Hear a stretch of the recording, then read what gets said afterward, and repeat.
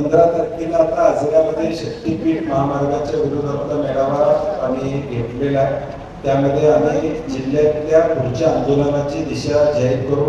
राजू शेट्टीने काही गावांमध्ये भेटी देखील द्यायला सुरू त्या ठिकाणी केलेलं आहे आणि संयुक्तरित्या, कारण की आम्ही सातत्यानं म्हणतो की हा गरज नसलेला महामार्ग आहे, म्हणजे कुठपर्यंत खराब पोचलेलं आहे पैशाच्या बाबतीत हे आता लोकांना या ठिकाणी दिसून आलेलं आहे. हर पद के लिए आज अर्जी कर सकता है और अपना दावा कर सकता है कि मैं इसके लिए काबिल. भारतीय जनता पक्षाला आम्ही त्या ठिकाणी खऱ्या अर्थानं धन्यवाद देतो. काँग्रेसचं शुद्धीकरणाची प्रक्रिया भारतीय जनता पक्षाने केली आहे. स्वराज्य संस्था 12 जिल्ह्याच्या झालेल्या आहेत, अजून बाकीचे 20 जिल्हे शिल्लक आहेत आणि ही देश पातळीवरची मोहीम आहे.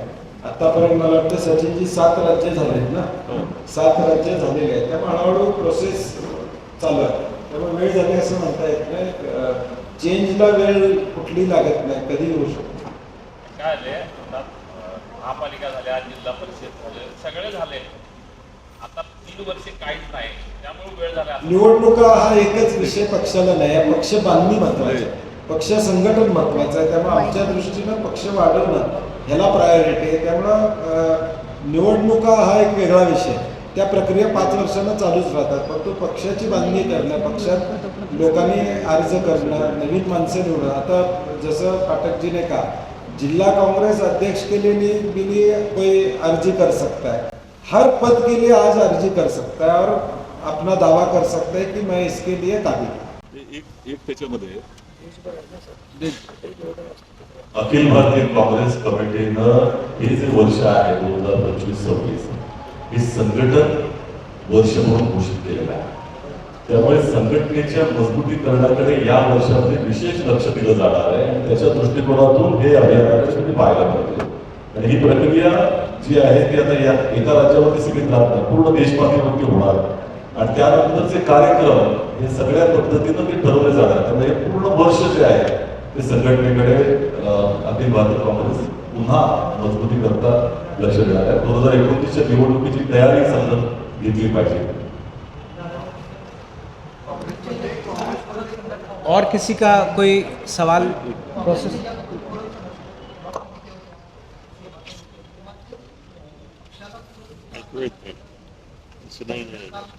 नहीं सुन रहे सचिन जी नहीं.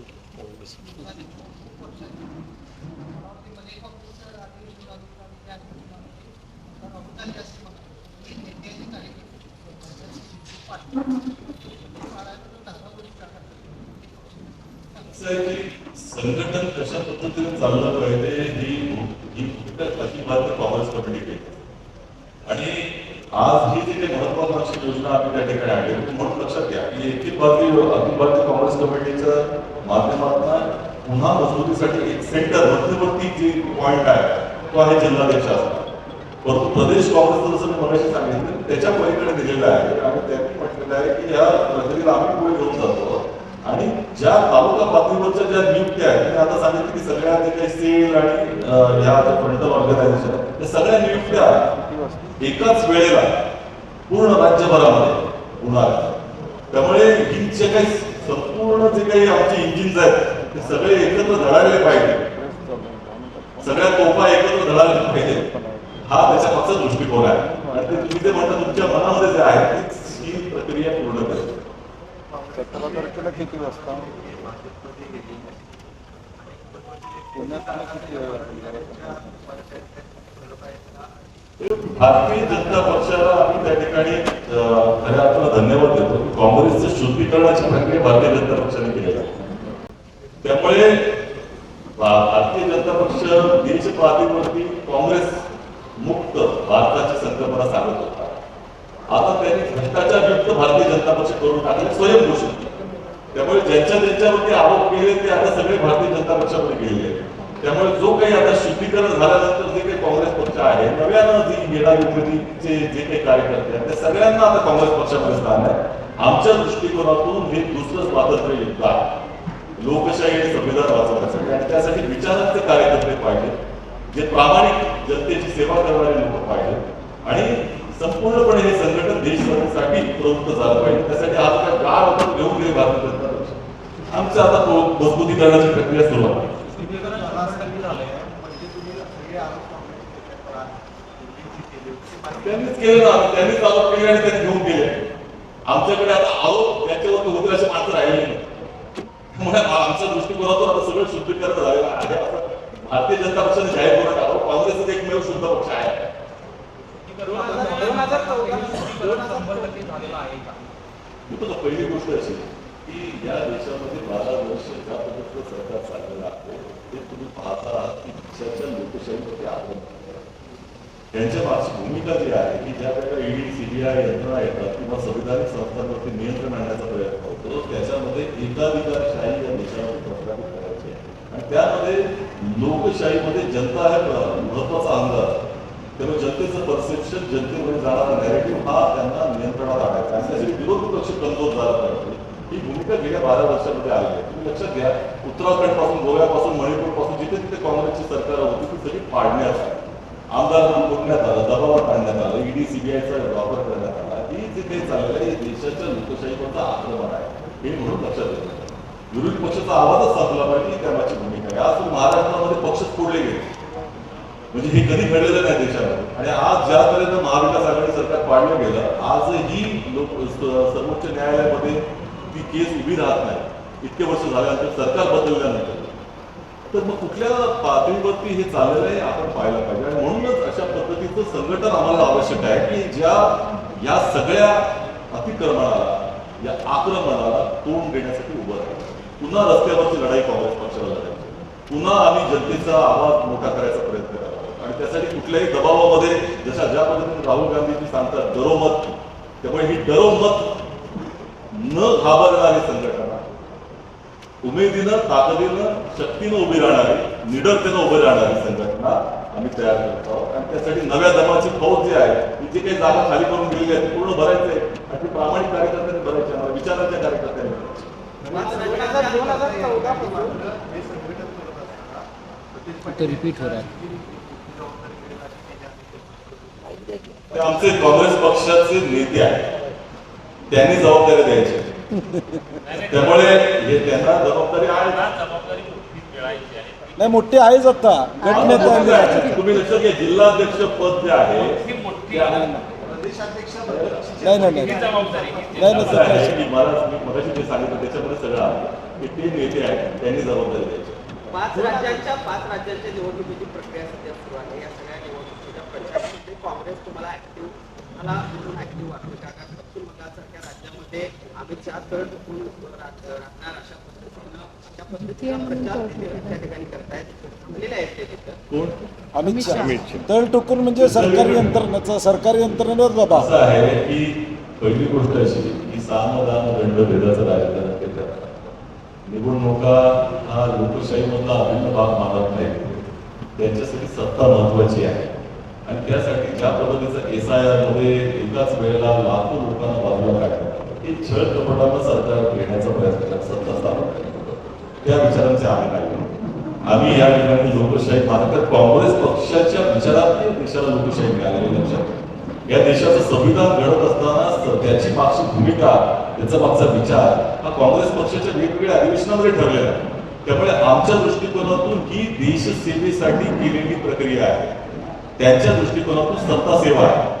त्यामुळे त्यांना त्यांचं करू द्या. अनेक ठिकाणी तळटुकून असतात, अनेक ठिकाणी 400 पार म्हणत होते, जनतेला दिलं का त्यांना 400 पार. त्यामुळे अमित शहा काय करतात याकडे लक्ष नाही. आम्ही आमच्या दृष्टिकोन जनता काय करते आम्ही काय करतो ह्याची त्यांच्याकडे लक्ष. चला 2014 पासून काँग्रेसला अनेक वेळा अशा पद्धतीच्या मोहिमा केलेल्या आहेत. त्या मोहिमांमध्ये आणि आताच्या मोहिमेमध्ये नेमका काय फरक असणार आहे? नाही, आत्ताच्या मोहिमेमध्ये पाठकजींनी सांगितलं तसं प्रत्येकाला इंडिव्हिज्युअल ते भेटणार आहे. असं होत नव्हतं. मग बाकीच्या मोहिमेमध्ये जिल्ह्यात आम्ही ठरवायचो किंवा आमच्याकडून प्रस्ताव जायचा, नावं जायचे. आता व्यक्तिगत भेटते.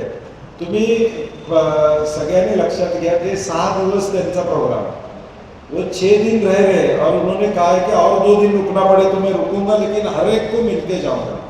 जो मेरा व्यू रहेगा वो सबसे बात करके रहेगा. आम्ही आता सगळीकडे राज्यात जे करायला लागलो 8 दिवस आहेत. दानोरकर मॅडमांच्याकडे किती दिवस होतं?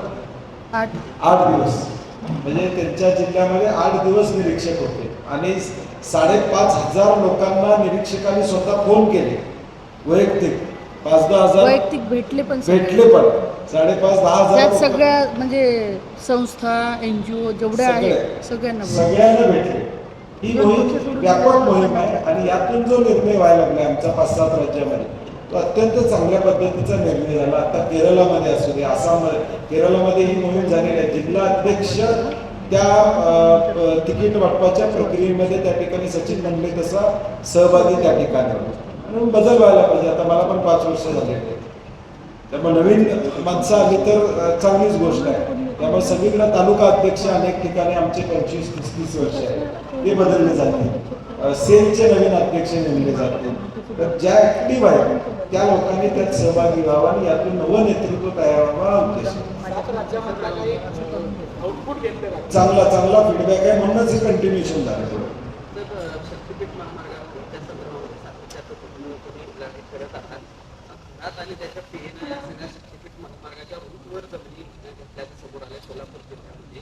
एकूणच ही प्रक्रिया नाही, शक्तीपीठ महामार्ग हा गरज नसलेला महामार्ग आहे हे सातत्यानं आम्ही सांगत आलेलो आहे. 15 तारखेला आता आजऱ्यामध्ये शक्तीपीठ महामार्गाच्या विरोधातला मेळावा आम्ही घेतलेला आहे. त्यामध्ये आम्ही जिल्ह्यातल्या पुढच्या आंदोलनाची दिशा जाहीर करू.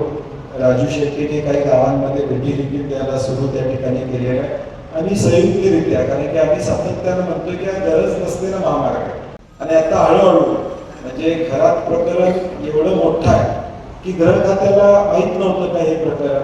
मग गृह खात्याचं अपयश आहे ना की हे प्रकरण एवढं होऊन किंवा या सगळ्या गोष्टी घडतायत आणि सरकारमधले सगळे मंत्र्यांपासून सगळे त्यामध्ये सहभागी. आता तर या शक्तीपीठ महामार्गाजवळ त्यांच्या सीएनं जमीन घेतली अशी माहिती तुमच्या माध्यमातून आमच्याकडे आहे. म्हणजे कुठपर्यंत खराब पोचलेलं आहे पैशाच्या बाबतीत हे आता लोकांना या ठिकाणी दिसून आलेलं आहे. त्यामुळे आता या सगळ्याचं अँगल आता बदललेलं आहे. शक्तीपीठ महामार्ग आम्ही म्हणत होतो पण कॉन्ट्रॅक्टरांसाठी आता अशा लोकांनी जमिनी घेतलेल्या आहेत त्यांना ज्यावेळी शेत जमीन सरकार विकत घेतं त्यावेळी इन्कम टॅक्स भरावा लागत नाही. 0 इन्कम टॅक्स असतो आणि 2 पट दरानं त्या ठिकाणी जमीन त्या ठिकाणी निगोशिएशन मध्ये घेतली जाते. 2 पट असतो, 4 पट दर मिळतो. त्यामुळे या सगळ्यासाठी हा शक्तीपीठ हे सिद्ध व्हायला. अशाच नवनवीन अपडेट्ससाठी डिजिटल कोल्हापूर चॅनेलला सबस्क्राईब करायला विसरू नका.